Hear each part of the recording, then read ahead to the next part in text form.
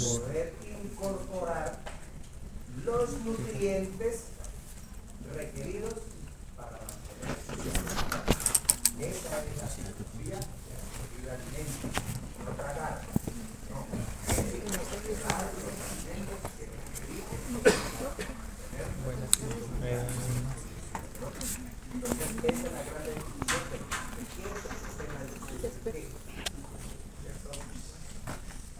¿Cómo funciona? No me compete a mí, pero sí darles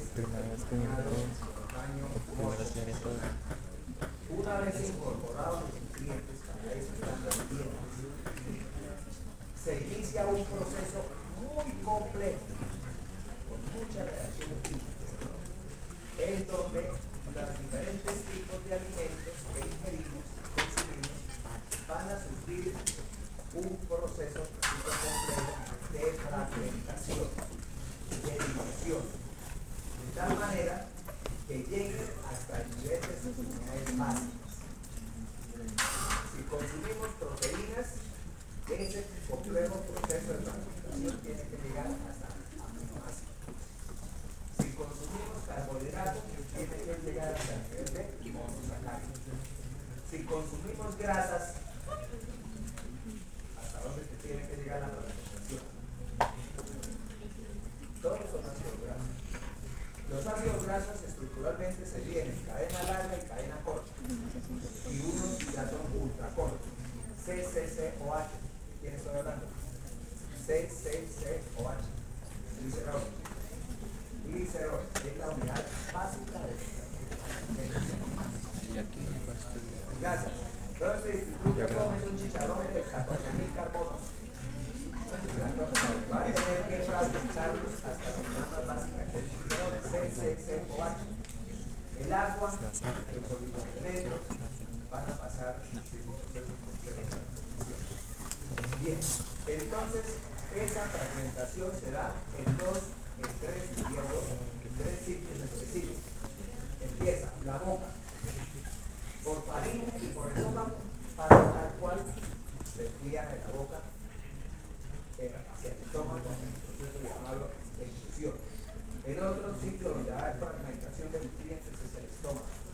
Por ello, los alimentos duran un tiempo establecido para cada tipo de alimento, para que en el estómago continúe la fragmentación de esos nutrientes.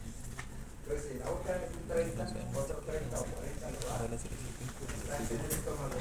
Y del estómago pasa al intestino delgado, aquí finaliza el intestino delgado la fragmentación. Y una vez que está dando la fragmentación hasta las unidades más básicas, se inicia el complejo proceso de absorción. Lo que no se acaba de absorber, porque la longitud ya llegó a su límite, 6 metros y medio de intestino delgado, y aún estemos en polipéptidos, aún estemos en sacáridos, aún estemos en ácido graso no de cadena corta, pues eso ya va a pasar al siguiente compartimento y se va a convertir en residuos. Entonces, y en la labor de manejo de residuos que se corresponde al intestino grueso. Y finalmente, ese residuo tiene que ser evacuado y ahí termina la responsabilidad del sistema digestivo. Bien, entonces las estructuras que vamos a referenciar, empezamos con la boca, faringe y esófago.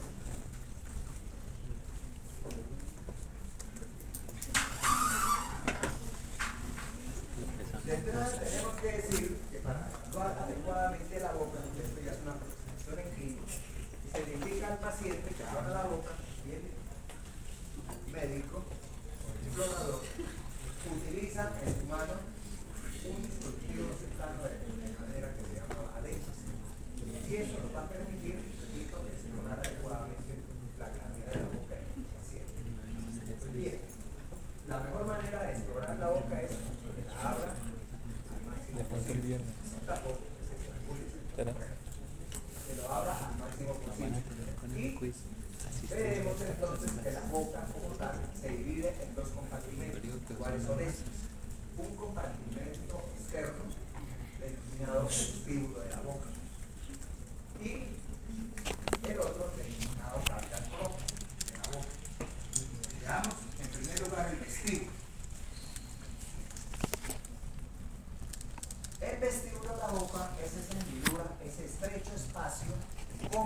sostenido por dentro por las arcadas de los dientes y por fuera por las bucas o mejillas y los labios. De tal manera que nosotros con la punta de la lengua nos podemos explorar el vestíbulo de la boca. Háganlo. ¿Cierto? Ese espacio es muy característico. ¿Qué podemos decir del vestíbulo? Aquí en la línea media, tanto a nivel superior como a nivel inferior, hay un ligero pliegue que lo une la encía respectiva a la superior con el labio superior y la encía inferior con el labio inferior. Esos pequeños pliegues que también los pueden encontrar ustedes con la punta de la lengua se llaman frenillo labial superior y frenillo labial inferior. Bien. Aquí nos apuntamos a la manera también como podemos evaluar la lengua. La secretaria. Bien.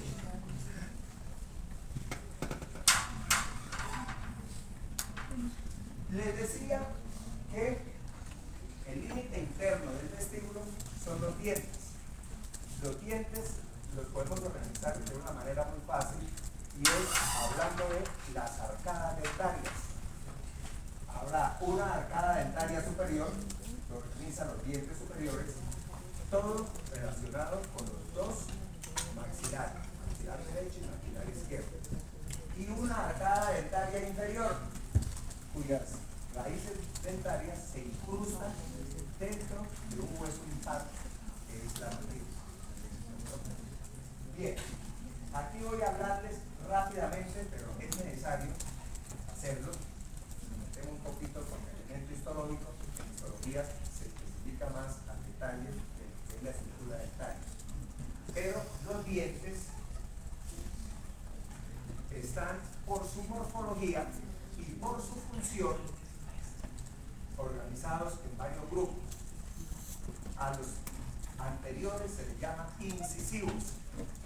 Los dientes incisivos se caracterizan por tener una sola raíz, por decir, una sola pieza incrustatoria y por tener una superficie oclusal muy escasa, ¿cierto? Por eso son cortantes. La superficie oclusal es muy delgada y están diseñados para cortar. Tenemos unos en una posición ya lateral.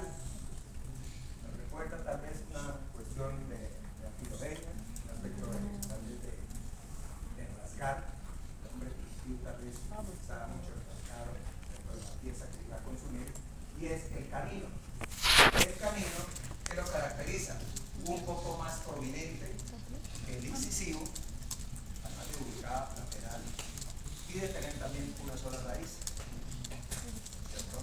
Luego siguen los premolares. Aquí se alcanza a ver la superficie inferior. Los premolares. ¿Qué caracteriza a los premolares? Ya tienen una superficie oclusal mayor, ¿cierto?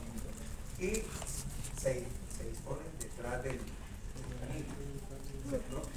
Tienen dos raíces, los premolares.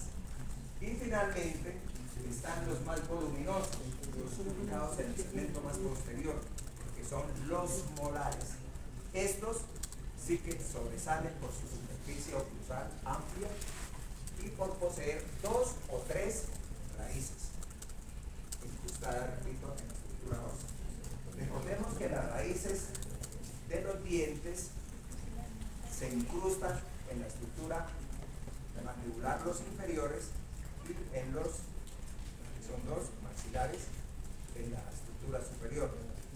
Esa relación entre las raíces y el hueco, que se llama yugo alveolar, se da mediado por un ligamento que forra esa unión. Si supiera, el hueco diente superior, su raíz va a estar incrustada en ese yugo, pero no está suelto así. Debe haber tejido conectivo, ¿cierto? Muy contundente, el cual tiene nombre propio, ligamento periodontal. Entonces el ligamento periodontal le da fijación, le da consistencia, por tanto la articulación alveolo-dentaria, la articulación entre las raíces de los dientes y los alvéolos dentarios, es de tipo fibroso.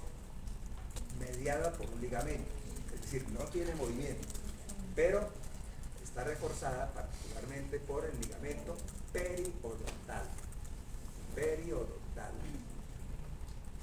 Ese ligamento periodontal tiene gran cantidad de mecanorreceptores que se estimulan cuando consumimos alimentos muy duros y dan la información que debe llegar vía trigémino, ¿cierto?, al núcleo mesencefálico del trigémino para organizar la respuesta masticatoria. Ninguno de nosotros va a coger un turrón y va a hacer una masticación débil, no, sino al sentir uno el objeto duro que está entre sus arcadas dentarias, la respuesta masticatoria es una contracción fuerte para articular ese alimento. Entonces, eso es un tipo de propiocepción que hay en la cara, ¿cierto? Los orificios se llaman yugos alveolares. Bien, entonces, con el correr del tiempo, o por la temporalidad mejor, los dientes a su vez se dividen en deciduales, o sea, los dientes de leche que se caen, y los dientes definitivos. ¿Hay diferencias? Sí las hay. La primera, entre dientes deciduales y permanentes. Los dientes deciduales en total son 20, mientras que los dientes definitivos son 32. ¿En dónde está la diferencia? La diferencia numérica está en que los dientes deciduales o en la dentadura decidual no hay molares. El niño no tiene molares, de 6-7 años, no tiene molares. Los últimos de su arcada son premolares y va compaginado con la capacidad masticatoria, todo tiene razón de ser. Y el adulto, la fórmula definitiva es de 32, ¿cierto? Y posee molares. ¿Cómo se distribuyen? Esto es como una fórmula de segundo elemental. Resulta, los odontólogos, para facilitar su descripción, a su vez cada arcada la dividen en derecha e izquierda. Entonces tenemos 4 cuadrantes, ¿cierto? 4 cuadrantes. La fórmula decidual tiene solamente incisivo, canino y premolar. Entonces, la fórmula de ese cuadrante es 2, 1, 2.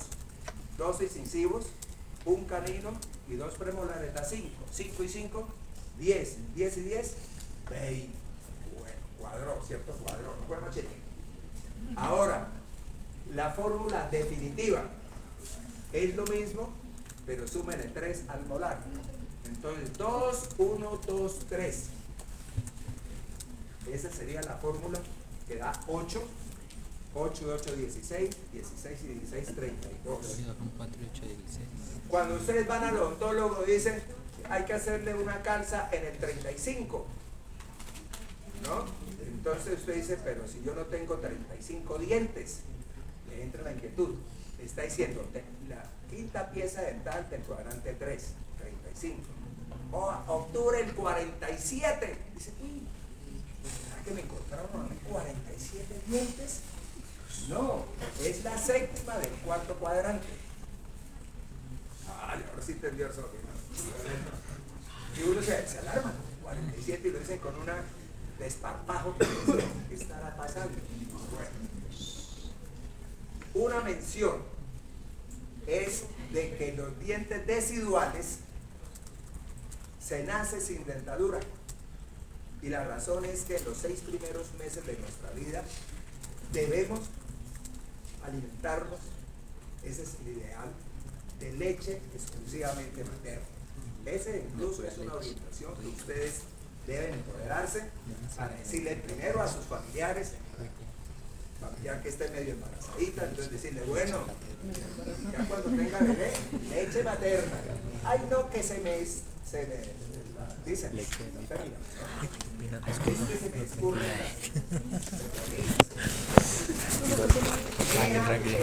Ese es el precio de criar un buen hijo. Dale leche de mi palo. Y si usted lo hace de manera adecuada, pues no se escurren tanto. No le tenga miedo a eso. No se deje obligar por la vanidad. ¿No? Vale más un amor de un hijo que un hijo como cualquiera. Bueno. Igualmente, ¿en qué momento empiezan los dientes residuales a erupcionar? Es decir, a aparecer. Quinto, sexto mes, ¿cierto? Quinto, sexto mes. Y los primeros que aparecen son los incisivos, ¿cierto? Y más o menos hacia el segundo año, entre el segundo y el tercero, terminan los premolares. Es decir, el niño viene a tener dentadura residual completa pasado el segundo año. ¿Qué ocurre hacia el sexto año?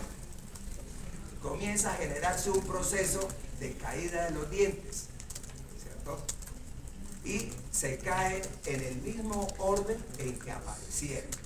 Es decir, los primeros dientes residuales que caen son los incisivos. Los últimos en caer son los premolares.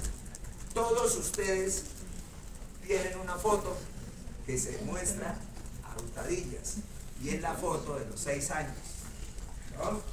Guardadita, ¿no? Entonces, porque tiene doble mensaje la foto. La foto es de la familia cuando la ven. Uy, tan feita, ay, tan bonita, ¿no? Es la foto que tan bonita y tan feita, sin dientes, ¿cierto? Y mostrando así el espacio. Bien. Los dientes definitivos, entonces, tienen cada vez un problema, que algunos de ustedes ya lo han afrontado. Es de que no hay espacio para tanta gente. ¿Qué ha visto o qué se está viendo? Y eso generó una especialidad en odontología que se llama ortodoncia, todos ustedes saben, ¿no? Y que cada vez tiene más cantidad de pacientes. ¿Por qué? Porque cada vez se ve más jóvenes con esas dificultades con respecto a su dentadura ya definitiva. Algunos de ustedes se han visto afectados por apiñamiento de los dientes y ese apiñamiento tiene dos consecuencias inmediatas. Una, la dificultad para hacerse el aseo dental, ¿cierto? Porque no dejan ni siquiera pasar la seda dental, los dientes apiñados. El otro es el componente estético, de que dientes torcidos, pues estéticamente no, y que en algunas oportunidades generan mala oclusión, es decir, puntos tempranos, que va a afectar la oclusión temporomandibular. Entonces, ante ese escenario, la única solución, la viable, la fácilmente con resultados muy buenos, es extraer una pieza del respectivo cuadrante. Es por ello que a quienes están más afectados de esa condición de apiñamiento y problemas de mala oclusión, les plantean retirarle una pieza por cada cuadrante. Esto ha ratificado que en la actualidad se considera de dentadura completa 28 dientes, no 32. 28 bien distribuidos es una dentadura completa. Con una aclaración, no es que se le retiren los incisivos y quede con 28 y entonces el premolestado y dentadura completa, no. Recuerden que los que se extraen son usualmente los molares o en una situación muy especial el último premolar, ¿cierto? Pero es uno por cuadrante. Bien. ¿Alguna pregunta? Entonces, eso por respecto a los dientes. En histología, no sé si va a ser César. ¿Quién es el que va a dar histología El doctor César. ¿César Blanco? Sí. Entonces va a Gracias al Señor. Histológica del diente, todo lo que se desmarte, la dentina, etc. Bien popular. No, lo más chévere todavía. Pregunta más chévere. ¿Ustedes lo están oyendo? No. Y como el profesor sí tiene que hablar duro y usted no habla duro. Hola. Listo. Como si estuviéramos dándonos consejos, como si yo fuera ahí el turista que me esté oyendo ahí. Secretitos a otro lado, ¿cierto? Diga. La pregunta hágala. Pero ¿Cuánto le todo oiga. Entonces si es de consulta privada, eso genera honorarios. La cara que hizo. no, es un chiste en el sentido que dice dentadura completa 28. Pues el que se ha avispado dice, yo tengo 28, pero me está faltando aquí dos aquí arriba y abajo. No, o sea, el tren delantero, o sea, incisivos y caninos, tienen que respetarse para la definición de dentadura completa, donde se retiran las piezas. En caso de ortodoncia, es el segmento posterior. ¿Bien vino? Propiocepción. Recuerden, en el ligamento periodontal hay receptores que nos indican cierta fibra de la dureza que provee una receptor duro y pintura dental. Entonces, se procesa y la respuesta es una masticación consistente con la dureza del alimento. Hay una enfermedad, no, de pronto uno como médico la puede, sobre todo si está en Bogotocoro y no hay odontólogo, ¿cierto? Es la periodontitis. Pues, ¿qué es periodontitis? La inflamación del ligamento periodontal. ¿Cómo se expresa?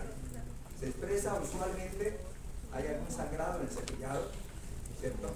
Pero lo contundente es que el paciente se alarma porque sus dientes se están aflojando. Quiere decir, la enfermedad periodontal o periodontitis, al afectarse el ligamento periodontal, el diente se va aflojando. A veces es tan severa, ya tardía la atención, que la única solución es retirar los dientes.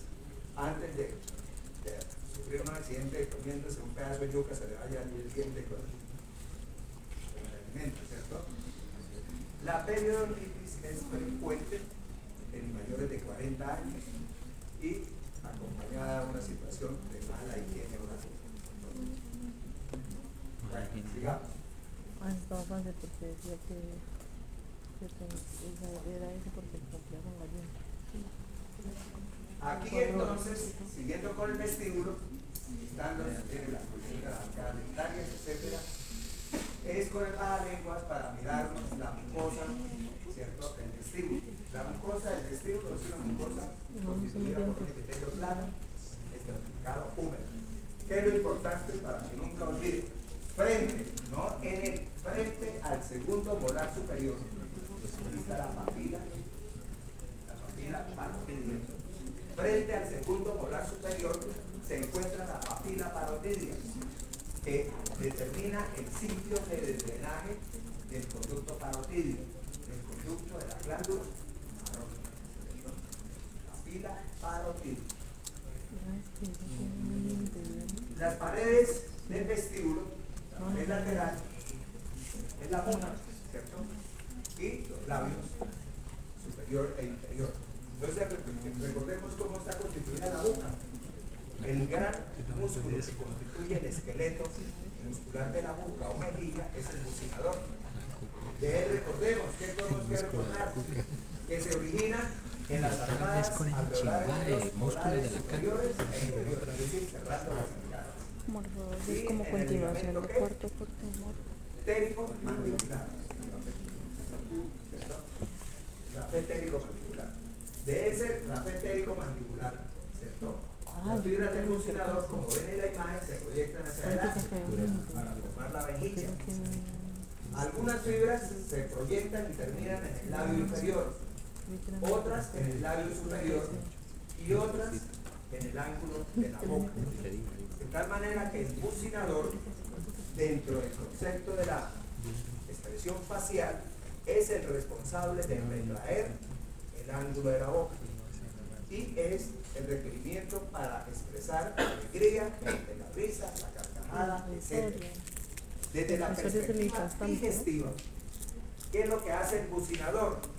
Cuando nosotros estamos masticando, junto con el orbicular de los labios, que constriñe el espacio labial, va a impedir que el alimento que estamos masticando se nos vaya hacia la boca.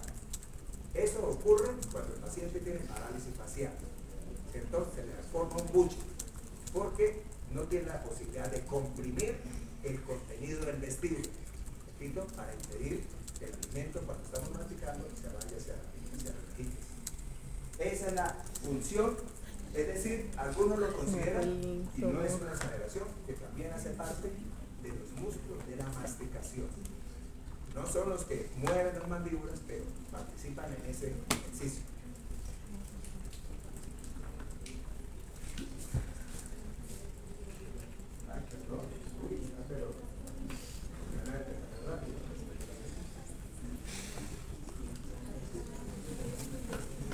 Otra vez con el músculo. Una mierda, no me ve.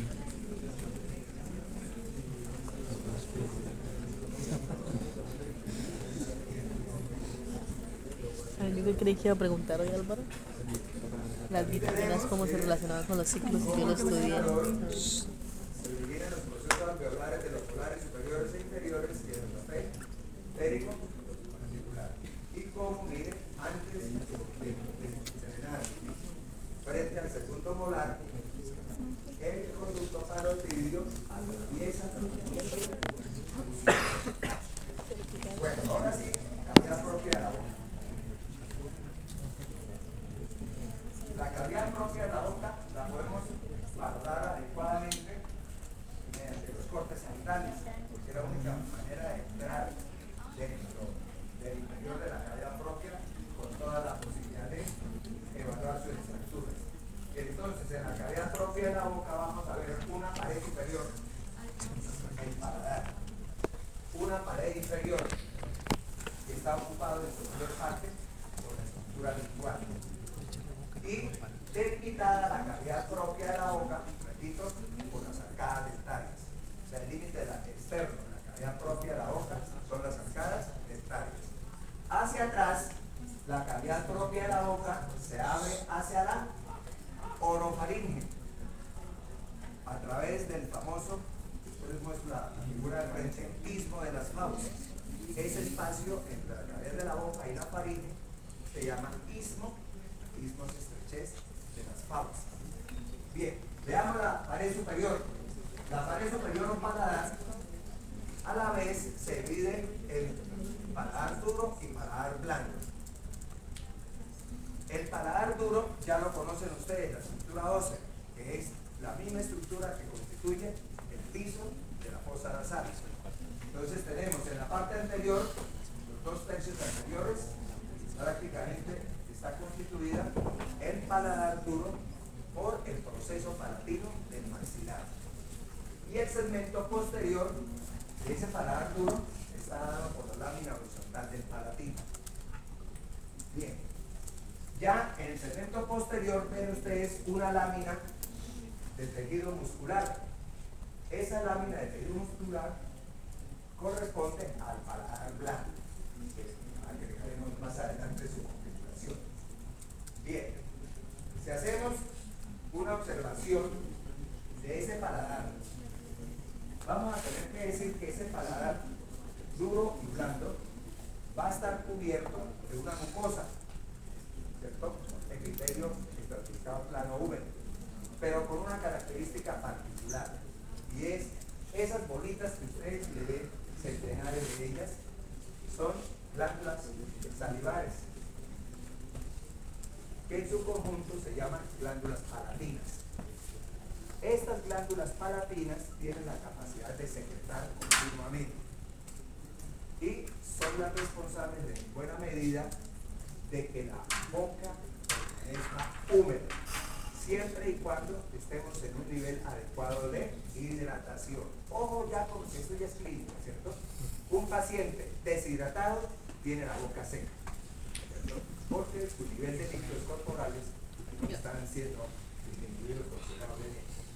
Bien, entonces tenemos a estas glándulas salivares, se les llaman glándulas palatinas. Bien, en la parte de la derecha ven ustedes que muy cerca a las estructuras dentarias transita los elementos que le dan irrigación y sensibilidad al paladar. Y ese paquete palatino mayor, arteria palatina mayor, nervio palatino mayor, ¿cierto? Estas estructuras, el nervio se desprende del B2, una rama del B2 del trigémino, Y la arteria es una rama de la arteria maxilar. Bien.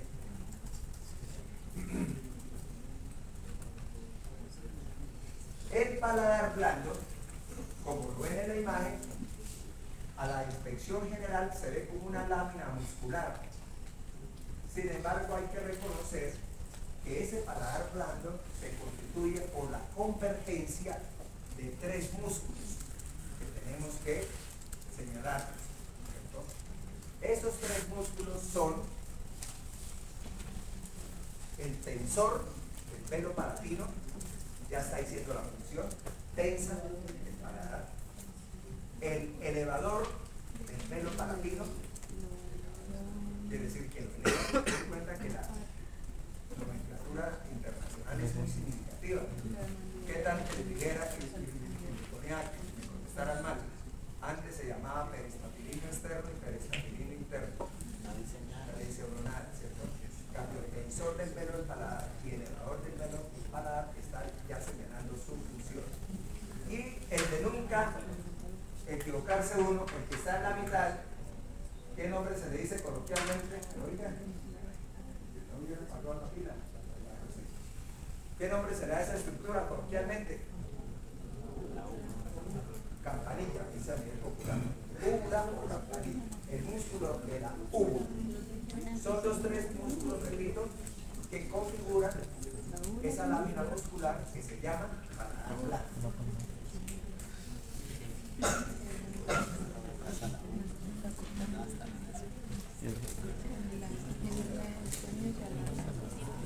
Aquí pueden ver ustedes el enlace que genera la convergencia de esos músculos. Tensor del pelo del paladar. El tensor del pelo del paladar tiene una forma como en F, porque se origina en el esfenoides, de la base del cráneo, y muy particularmente esta origen tienen que también ustedes tener en cuenta. En la pared lateral, ¿cómo se llamará esta estructura? Que llega hacia la nasofaringe, la tuba auditiva. Entonces se origina en el esfenoides y en la pared lateral de la tuba. Este músculo se llama tensor del pelo del paladar. ¿En qué se apoya para tensar? Se apoya en esta saliente que se llama ámulus, o sea, gancho, ámulus del proceso pterigoideo. Ámulus del proceso pterigoideo. En él se apoya para generar, repito, tracción lateral, sería el peristapilino externo de antes, y mantener el paladar tenso como en una sábana. El siguiente músculo también se origina en el esfenoides, pero va directamente en forma oblicua a ser parte del paladar, trayendo una trayectoria oblicua y medial. ¿Cómo se llama él? Elevador del pelo del paladar. Y finalmente está el músculo de la úvula, que se origina en el borde de la lámina horizontal del palatino.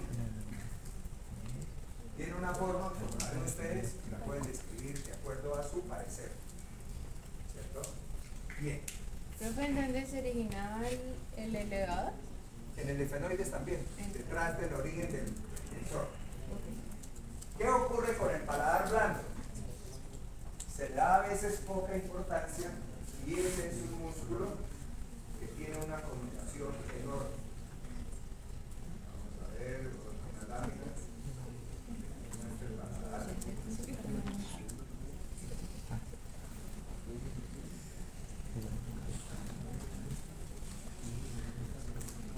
Ahí está. Pongan atención, habitualmente en el escenario más elevado de la vida, el paladar está en esa condición.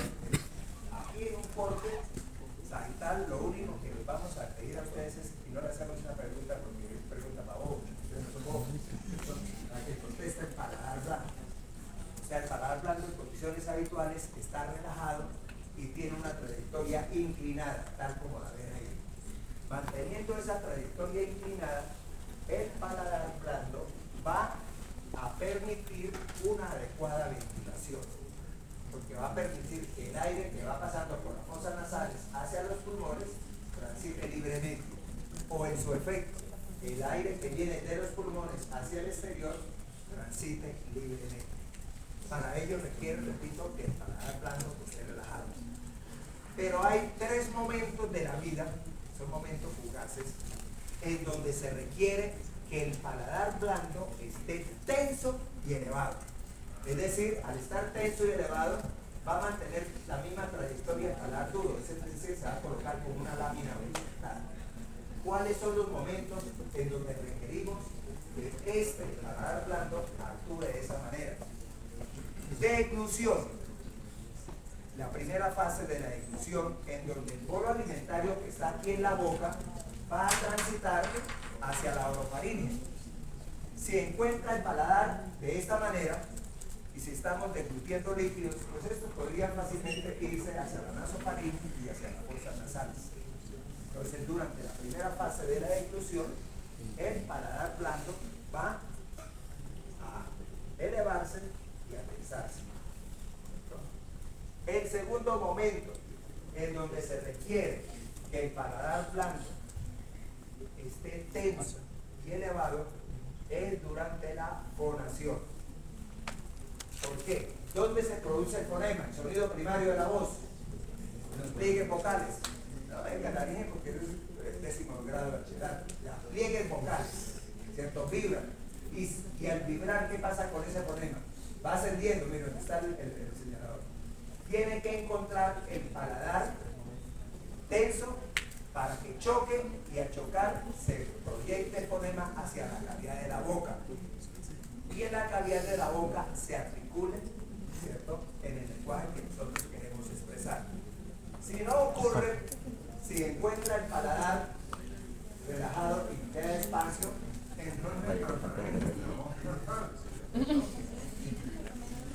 la diferencia? Bueno, el tercer momento ya es de carácter patológico, pero es salir en auxilio de una condición patológica. Todo vómito es patológico. Así de pronto vomitar sea beneficioso porque hay un elemento irritante, un veneno, alguna cosa, pero el acto de vomitar en sí es patológico. Entonces, alguien que está vomitando, al llegar aquí a la garganta, o sea, a la orofaringe, el contenido que viene del estómago, debe encontrar el paladar tenso y elevado, porque si no, ¿para dónde se va el vómito? A la fosa nasal. Entonces ya saben los tres momentos en donde el paladar debe estar, repito, tenso y elevado, convirtiéndose en una lámina que impide el paso hacia la nasofaringe.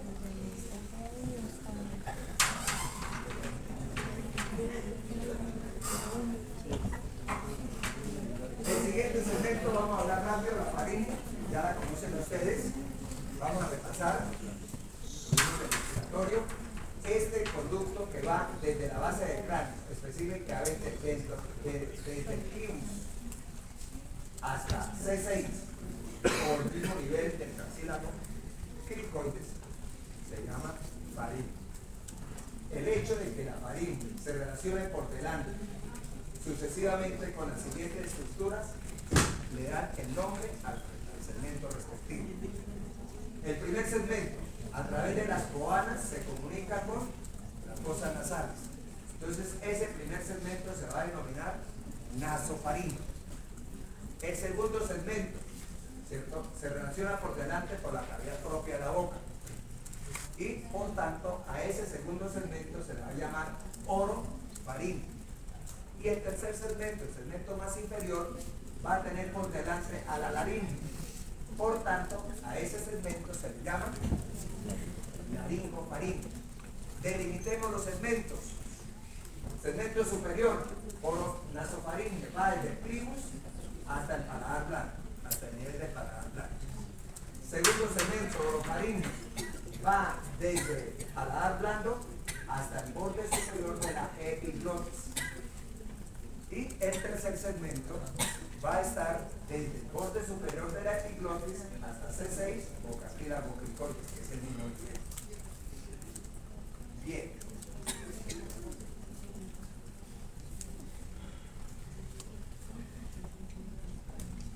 Aquí están viendo la delimitación del primer segmento, el nasofaríngeo.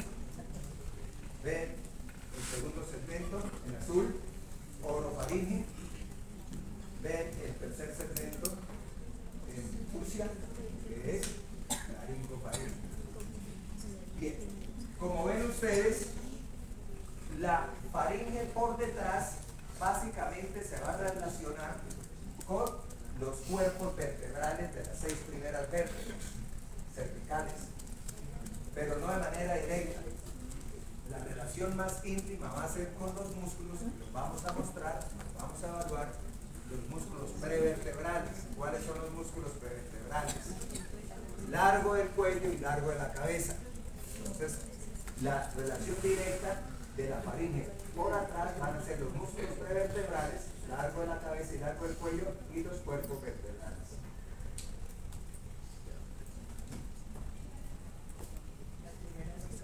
6 vértebras cervicales.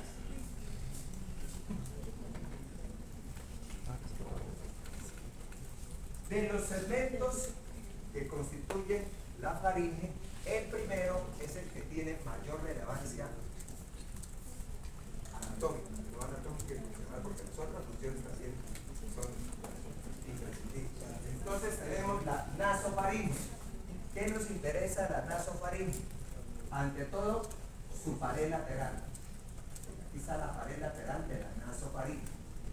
Y recordemos por siempre, esto sí es por siempre, que en la pared lateral de la nasofaringe encontramos el torus o el reborde de la tuba auditiva, torus tubárico o orificio de la tuba auditiva.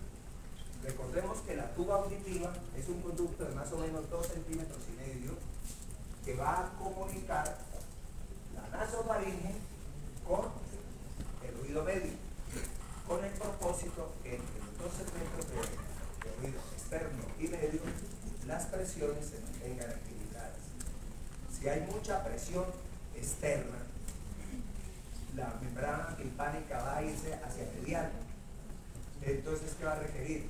Que para compensar esa presión externa, desde la tuba, desde la nasofaringe, se le inyecte aire y mantenga las presiones. Igualmente, este ya es para pediatría, dése cuenta, anatomía para pediatría. ¿Sí? ¿Qué pasa con la pediatría? Pues resulta que en los niños, en los primeros años de vida, una de las infecciones más frecuentes son las otitis medias. ¿Y eso por qué le da a un niño otitis media?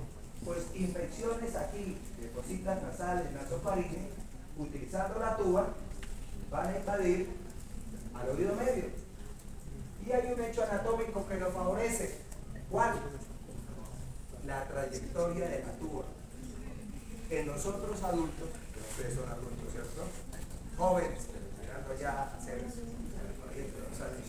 adultos jóvenes. Jóvenes y ahora adultos jóvenes. Bueno, tienen ya la tuba en esta trayectoria oblicua. De tal manera que los gérmenes, para llegar desde la nasofaringe al oído, pues van a tener que trepar. La misma gravedad va a hacer que el fenómeno bacteriano no avance. En los niños casi es horizontal la trayectoria de la tuba desde la nasofaringe al oído medio. Por ello, ¿no?, se puede entender más fácilmente la afección. Sumado a otros factores. Ojo que desde ahora deben saber ustedes que a controlar las enfermedades siempre debe tener uno pensamiento científico. Y entre los pensamientos científicos está la búsqueda de la multicausalidad. Nada ocurre por una sola cosa. Nada ocurre porque yo me rajé y fue culpa del profesor.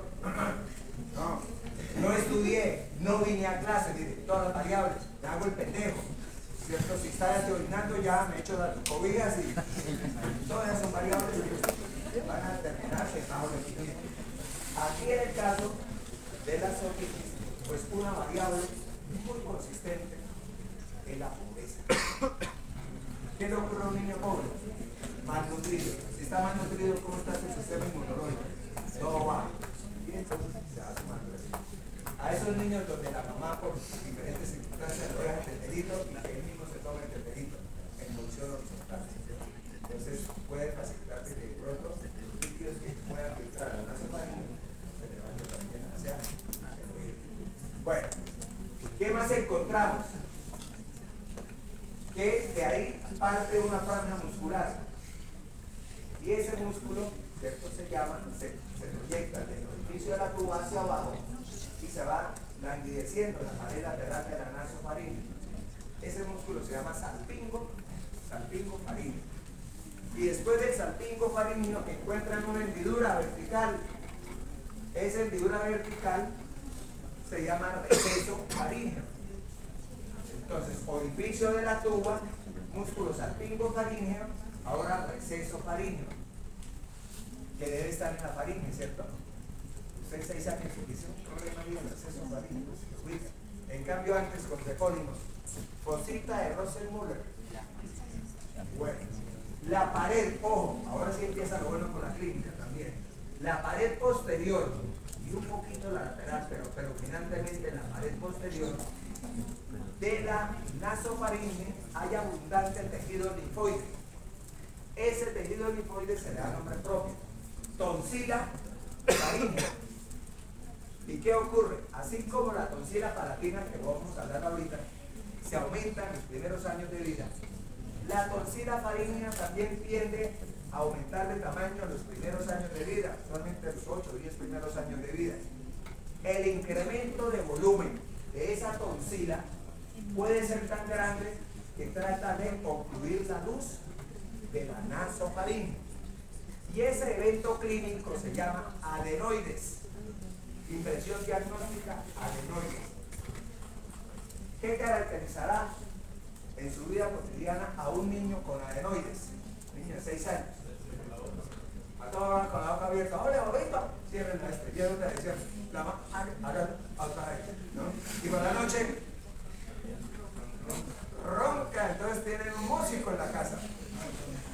Bien, eso no es un problema marginal, ¿cierto? Es que el niño ronca, ¿verdad?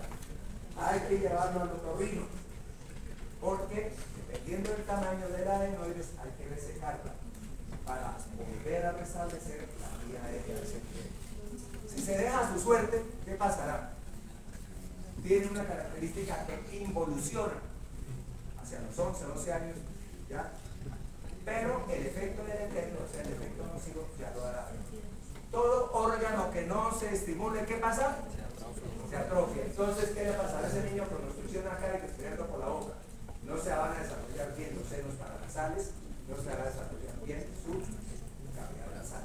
Ese sería el efecto deleterio de una adenoides que se deja a su suelo. Bien. Resequemos la pared. ¿De qué tipo será el epitelio aquí en la nasofaringe?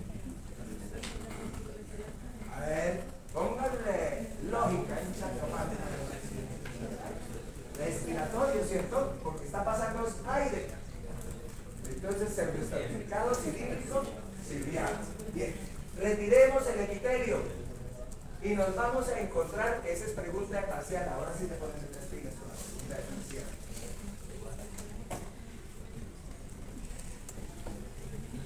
Nos vamos a encontrar en los orígenes de los músculos que constituyen el paladar blando. Entonces, miren, aquí en una posición anterior y lateral, miren, anterior y lateral. Ponga el alfiler, tensor del pelo del paladar. Y en una posición un poco más posterior y medial, elevador del pelo del paladar. Y ya aquí, ¿cuál sería? ¿Músculo de la qué? De la púbula. Bien, en términos de inervación, el tensor del pelo del paladar está inervado por una rama derivada de B3, es decir, se mete el trigémino ahí hacia llanuras. B3 es quien inerva al tensor del pelo del paladar. Una rama que va para el tensor. Mientras que el elevador y el de la úvula lo inerva el amigo vago. ¿Dónde estarán los somas que inervan a este músculo? Si yo le coloco en el parcial el núcleo motor del trigémino, entonces van cuadrando la neuro nuevamente, ¿no? Como que si vas ajustando la neuro, ¿no? Músculo, núcleo motor del trigémino. Ahora ya, si digo, el soma de las fibras que inervan la estructura se ubica en... Entonces, es una pregunta para cazar bobo. Ya hay algunos bobos. Y una es esta. Núcleo dorsal del vago. Miran algunos. Entonces le dice, recuerden, son motoras voluntarias, no son motoras autonómicas. Algunos ya saben. Entonces recuerden que eso es pregunta de parcial. Bien.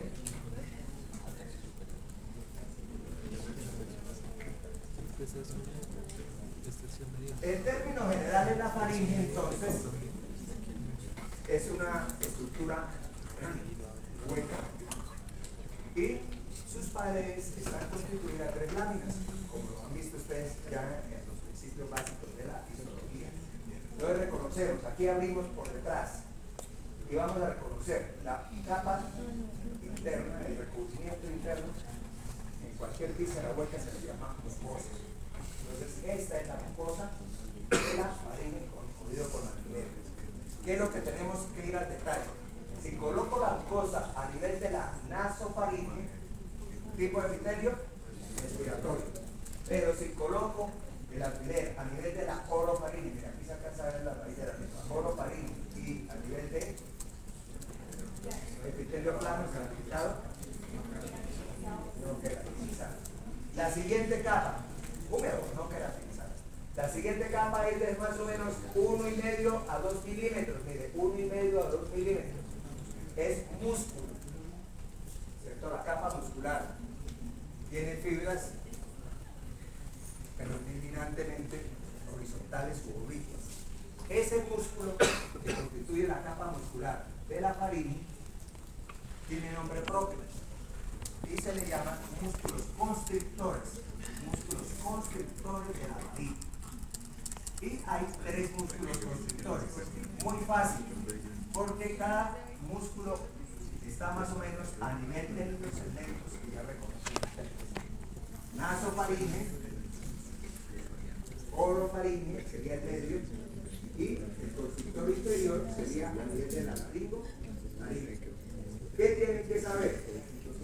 Que los constrictores que tienen esa orientación casi horizontal difieren en que los orígenes son diferentes, desde luego. Entonces, ¿cuál sería el problema acá? Aquí lo están viendo. Constrictor superior más o menos corresponde a nivel de la naso. Se origina en el rapé pterigomandibular, donde se origina el bucinador hacia adelante, el constrictor superior hacia atrás. Para continuar, el constrictor medio es el más pequeño, ¿cierto? Es el más pequeño. Esta puntilla, ¿de qué será? Astas mayores del hueso dioides. Entonces, el constrictor medio se origina en las astas mayores del hueso dioides. Y el más grande de todos, el inferior, que incluso se prolonga hacia el esófago, estamos hablando de origen laríngeo. El constrictor inferior se origina en las láminas del cartílago tiroides y en el cartílago circoide. En esos dos cartílagos grandes de la laringe toman su origen de la derecha como izquierda y el músculo constrictor inferior. Pero hay un músculo adicional cuya función es elevar la faringe cuando hacemos deglución. Hacen saliva. ¿Eleva la qué? Para traer es este pequeño músculo que no lo vamos a preguntar en un cadáver porque no hay muestra para preguntar. Aquí que están viendo un corte que preguntan en teórico. Anótelo. No hay ningún corte frontal o coronal, porque es desperdiciar muestra. Y se está tratando de mostrar este pequeño músculo, mire, la derecha como izquierda debe estar, que es el músculo estilo faringe. Estilo faringe. atrás esos músculos. Se origina en el proceso estiloides y se proyecta lateralmente en la faringe hasta involucrarse en la pared faringea Entonces nos falta entre todo el esto. superior y el constrictor medio. Otra Ahí imagen va a ser denso eso. tiene lados muy bonitos, mire, constrictor superior, constrictor medio, inferiores y constrictor inferior.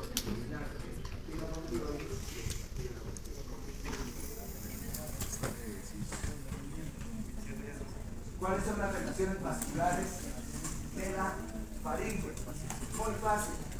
Las relaciones vasculares tienen que ver con la pared lateral, tanto el lado derecho como el lado izquierdo. ¿Y quiénes se ubican en la pared lateral de la faringe? Pues las estructuras que constituyen el paquete neurovascular del cuello. Es decir, carótida en una posición interna, vena tubular en una posición lateral y en medio de los dos, ¿quién? El nervio vago. Ese componente está envuelto en una vaina delgada de hilo conectivo que se llama vaina carotídea. Entonces recuerda, lateralmente la faringe vamos a tener el paquete neurovascular del cuello.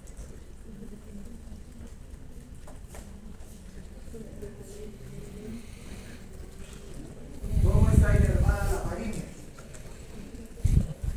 Pues la faringe va a tener inervación motora para los músculos constrictores y el estilofaringe. Va a tener inervación sensitiva. La faringe es muy sensorial.